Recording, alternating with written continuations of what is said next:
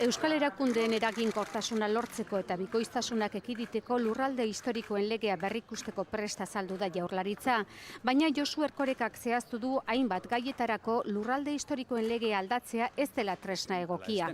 Sarri askotan, debate orokorrean, helburu batzuk planteatzen direlako eta gero helburu horiek lortzeko tresna egokia ez da lurralde historikoen legearen aldaketa izaten, baizik eta beste lege batzuen aldaketa, konstituzioa bera, ala estatutua bera.